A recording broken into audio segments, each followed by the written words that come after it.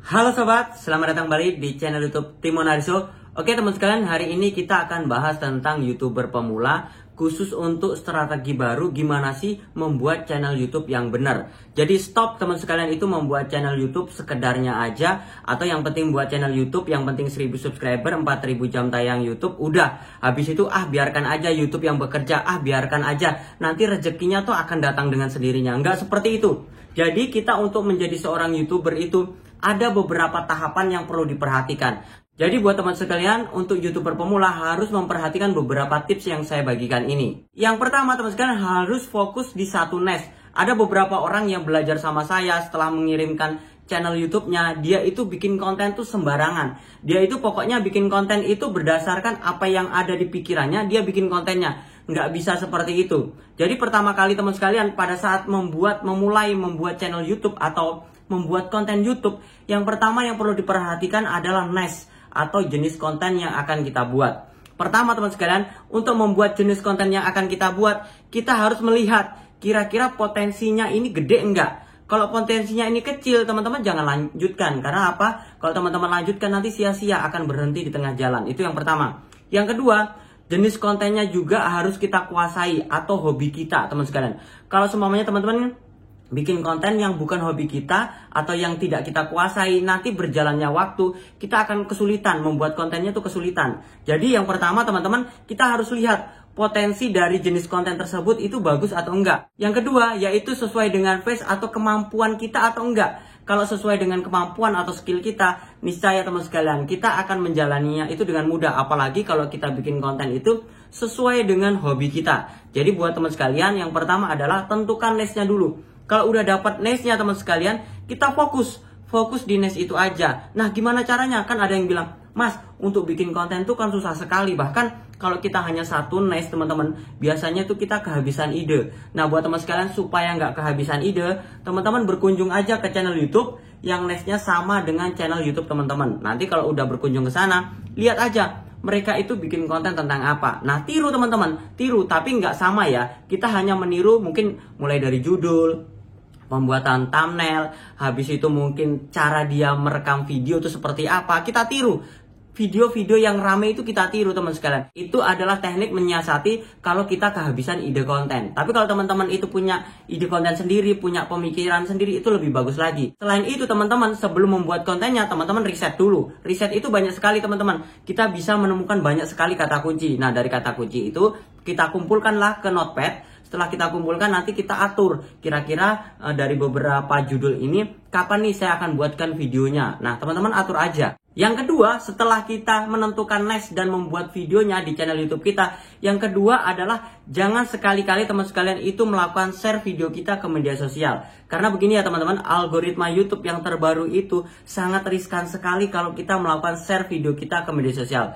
Yang pertama itu biasanya teman-teman itu karena gatel, nggak ada penontonnya, teman-teman tuh share ke Facebook, share ke Instagram, habis itu share ke WhatsApp. Di WhatsApp itu teman sekalian itu apalagi kalau kita share ke saudara kita sendiri, ya kalau kontennya itu bagus. Kalau kontennya nggak bagus, nanti kita malu karena ditonton saudara kita sendiri. Kalau di Facebook gitu juga, kalau konten kita itu nggak menarik, biasanya komen di Facebook atau haters di Facebook itu lebih kejam teman sekalian. Jadi buat teman sekalian, saran saya nggak usah share ke media sosial. Karena kalau kita share ke media sosial, yang pertama itu ya, tekanannya tuh besar sekali. Yang kedua teman sekalian, retensi durasi video kita atau tonton video kita itu kecil. Kalau konten kita itu nggak menarik, biasanya kalau mereka lihatnya dari media sosial, mereka klik, mereka buka, mereka biasanya akan tutup kembali. Karena apa? Mereka nggak suka dari konten tersebut. Nah, kalau teman-teman itu bikin konten yang menarik, mungkin face-nya itu cantik atau ganteng, mungkin teman sekalian ada sesuatu yang menarik. Nah, itu bisa juga teman sekalian kita melakukan share di media sosial. Tapi kalau kita ngerasa,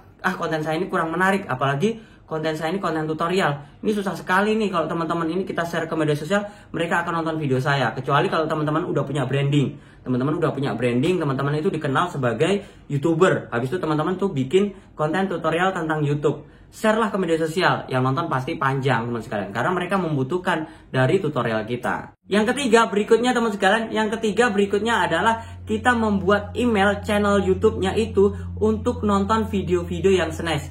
Caranya seperti apa? Caranya begini teman-teman. Pada saat kita membuat sebuah channel YouTube, kita kan pakai email ya, pakai email. Emailnya kita kan tahu tuh. Nah, email itu kan login di aplikasi YouTube. Pada saat login teman-teman, jangan sekali-kali teman-teman tuh nonton video sembarangan. Jadi seumpamanya email si A ini membuat channel YouTube A gitu ya. Teman-teman ini nextnya tentang A. Nah, teman-teman coba usahakan cari video-video yang membahas tentang A. Teman-teman tonton. Jadi nextnya tuh sama dengan channel YouTube kita. Fungsinya apa? Supaya sistem rekomendasi itu bekerja di channel YouTube kita. Karena ini sudah saya lakukan ya teman-teman sekalian. Saya itu di email saya dengan next semuanya tutorial A gitu ya. Saya nonton ini video tentang A. Dengan begitu channel YouTube saya ini dapat rekomendasi. Saya nggak tahu cara kerja YouTube seperti apa, tapi yang pasti setiap kita nonton video orang lain, YouTube itu membaca bahwasanya email ini nonton video ini. Nah, kalau ini ada channel YouTube-nya, biasanya channel YouTube kita itu bisa dapat rekomendasi. Karena apa teman-teman? Pada saat kita nonton video orang lain, itu tidak semerta-merta kita nonton doang. Biasanya kita melakukan komentar. Nah, dari komentar-komentar itulah mungkin YouTube mendeteksi ya bahwasanya oh channel YouTube ini membahas tentang masakan. Nah, pada saat kita membuat konten tentang masakan, kita nonton video-video tentang masakan, sistem rekomendasinya bekerja. Nah, dengan begitu juga teman sekalian, kita bisa mendapatkan view dengan komentar kita. Mungkin orang penasaran, ini yang komentar siapa sih? Dengan begitu mereka mengunjungi channel YouTube kita. Jadi buat teman sekalian, saran saya, setelah teman-teman membuat sebuah channel YouTube dengan emailnya tersebut, teman-teman gunakan email tersebut untuk nontonin video yang kontennya senes dengan channel YouTube kita. Jangan sekali-kali kita nontonin video campuran. Kalau teman-teman mau nonton video lainnya, silahkan gunakan email lain. Oke, selanjutnya yang keempat, kita bahas tentang judul dari video YouTube kita teman sekalian. Kalau kita bahas tentang judul teman-teman, saat ini yang bagus adalah kita membuat judul dengan teknik nyeleneh. Teknik nyeleneh itu seperti apa? Kalau dulu teman sekalian, kita itu membuat judul pada konten kita itu kita harus riset dulu semuanya cara membuat channel YouTube. Nah, saat ini teman-teman itu nggak berlaku. Kalau kita bikin konten itu sederhana mungkin, maksudnya sesederhana mungkin seperti itu cara membuat channel YouTube, nggak ada embel-embel tambahan, itu niscaya teman-teman susah sekali untuk bersaing. Karena apa? Mereka tuh udah hafal cara membuat channel YouTube. Nah, kalau begitu doang mereka nggak akan nonton video kita. Apalagi kalau dilihatnya, oh ini sedikit penontonnya nih, mereka nggak akan mau nonton video kita. Kecuali kalau teman-teman itu udah channel YouTube besar, view-nya udah gede, mereka tuh biasanya, wih ini banyak nonton, berarti video ini bagus. Nah, di sini teman-teman fungsinya kita membuat judul yang nyeleneh. Judul yang nyeleneh itu kita belajar dari channel YouTube besar teman-teman. Channel YouTube besar itu teknik membuat judulnya seperti apa? Contohnya nih, hanya dalam waktu beberapa menit saja kita mendapatkan uang puluhan juta dari YouTube. Nah, itu kan sebenarnya judulnya itu nggak tertarget ya teman-teman. Itu nggak tertarget kalau kita riset dengan kata kunci. Itu nggak ada. Mungkin teman-teman itu untuk pencariannya nggak ada. Mungkin kata kuncinya itu cara dapat uang dari YouTube seperti itu. Tapi tidak menutup kemungkinan pada saat orang mengetikkan sebuah kata kunci cara membuat channel YouTube, mereka itu menemukan video kita dengan teknik mendapatkan banyak uang dari YouTube tadi, teman sekalian. Nah, dengan judul seperti itu, mereka akan lebih tertarik. Ingat ya, mereka akan lebih tertarik. Kalau mereka akan lebih tertarik dengan judul itu, mereka akan klik. Nah, saran saya buat teman-teman, kombinasikan. Teman-teman tetap melakukan riset dengan cara membuat channel YouTube atau pokoknya dengan kata kunci tertentu. Setelah teman-teman menemukan sebuah kata kunci tersebut, silahkan teman-teman kombinasikan judul tersebut dengan judul nyeleneh tadi.